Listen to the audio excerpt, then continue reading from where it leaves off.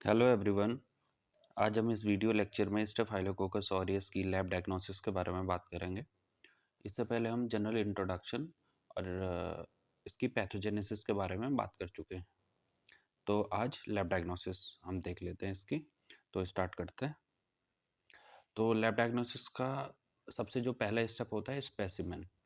तो specimen according to disease हम specimen ले सकते हैं। जैसे अगर सुपरेटिव लीजन्स हैं यानी पस फॉर्मिंग लीजन है तो वहाँ से हम पस स्पेसिमेन ले सकते हैं। अगर रेस्पिरेटरी ट्रैक्ट इन्फेक्शन है तो वहाँ हम स्पुटम सैंपल ले सकते हैं। सेप्टिसेमिक कंडीशन है तो ब्लड, यूरिनरी ट्रैक्ट इन्फेक्शन है तो यूरिन, मेनिंजाइटिस है तो सीएसएफ, सेरिब्रोस्पाइनल फ्लूइड, या अगर फूड पॉइजनिंग का केस है, स्ट्रेप्टोकोकल फूड पॉइजनिंग है, तो इसमें सैंपल फेसिस हो सकता है, वो फूड सैंपल हो सकता है या वॉमिट हो सकता है। तो अलग अलग कंडीशन में जो भी स्टेफाइलोकोकस ऑरियस जो भी इन्फेक्शन करता है उसके अलग अलग जहाँ भी इन्फेक्शन है तो साइट ऑफ इन्फेक्शन से ही हम डिसाइड करते हैं कि सैंपल क्या होना चाहिए। तो अलग अलग कैटेगरी हो गई, pus, sputum, blood, urine, CSF, faeces, food या वॉमिट। तो इस तरीके से हम सैंपल स्पेसिमेन यूज़ कर सकते हैं। तो नेक्स्ट आता है कलेक्शन। तो कलेक्शन में हमने एक बात ध्यान रखनी है कि जो भी हम यूज़ कर रहे हैं सैंपल लेने के लिए, या वो कंटेनर हो या कोई स्वैब हो, तो it should be prior sterilised. तो ये पहले ही क्या होना चाहिए, स्टरलाइज्ड होना चाहिए। तो ही हम उसे यूज़ कर सकें ताकि कोई सैंपल में कोई कंटामिनेशन ना आए। तो अगर यूरिन ले रहे हैं तो यूरिन कंटेनर स्टरलाइज होना चाहिए। स्वैब से हम ले रहे हैं तो स्वैब स्टरलाइज होना चाहिए। यूरिन के केस में हम mid stream urine sample collect करते हैं। मिड स्ट्रीम यूरिन सैंपल का ये मतलब है कि फर्स्ट पोर्शन पेशेंट को हम कहते हैं कि फर्स्ट पोर्शन यूरिन का डिस्कार्ड कर दो, देन यूरिन कंटेनर में मिड स्ट्रीम जो बीच का पोर्शन है यूरिन का उसे कलेक्ट करो और उसका उसे एज अ सैंपल हम यूज़ करेंगे। अगर ब्लड कल्चर का है तो ब्लड कल्चर में हम ब्लड कल्चर बॉटल आती है, उसमें ब्लड सैंपल हम ले लेंगे। ब्लड कल्चर बॉटल ही उसे कहते हैं। तो इस तरीके से हम सैंपल ले सकते हैं। और कॉमन बात यह है कि ये सब अंडर ऑल एसेप्टिक प्रिकॉशंस होना चाहिए, मतलब सारे एसेप्टिक प्रिकॉशंस हमें यूज़ करने हैं व्हाइल टेकिंग सैंपल।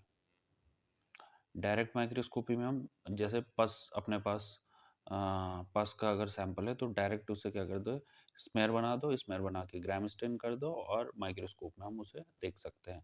तो अगर स्टेफाइलोकोकस का इन्फेक्शन है तो उसमें हमें क्या दिखेंगे, ग्राम पॉजिटिव कोकाई दिखेंगे।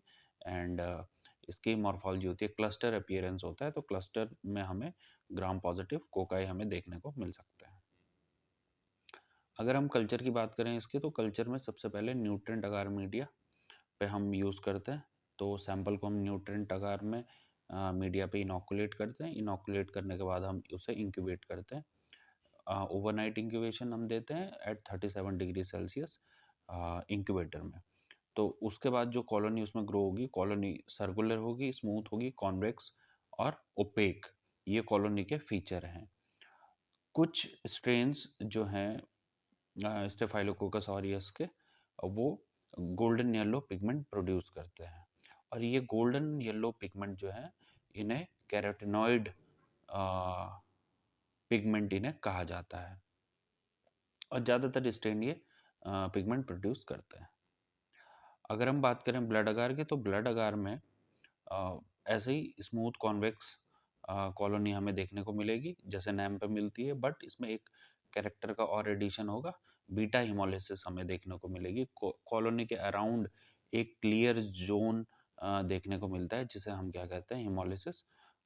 हिमोलिसिस में ब्रेकडाउन ऑफ आरबीसी। तो ब्लड अगार जब हम बनाते हैं तो ब्लड अगार एक्चुअली बनता है नैम यानी न्यूट्रिएंट अगार मीडिया प्लस उसमें ब्लड अगर हम मिक्स कर दें तो वो उसी को कहते हैं ब्लड अगार।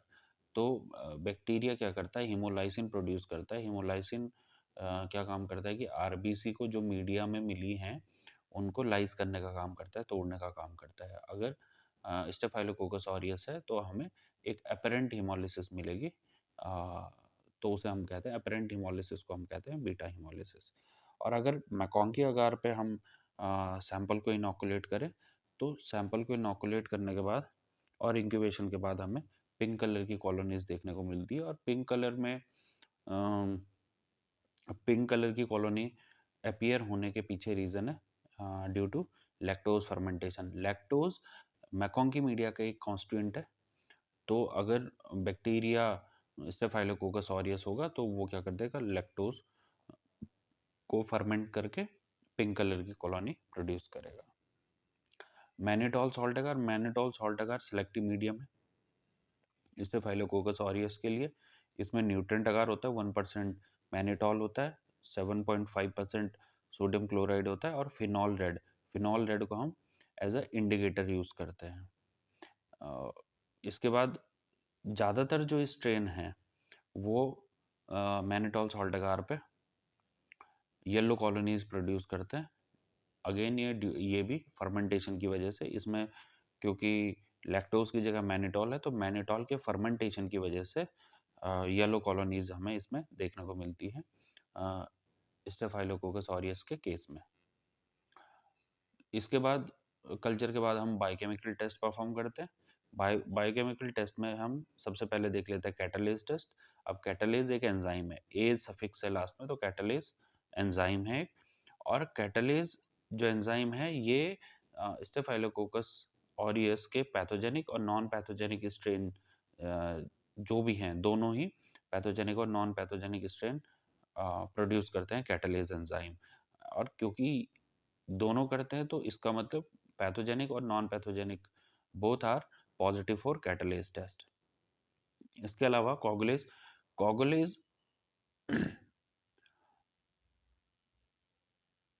टेस्ट, कोगुलेज भी एक एंजाइम है और ये स्टेफ ऑरियस के केस में पॉजिटिव होता है, सिर्फ स्टेफ ऑरियस के केस में।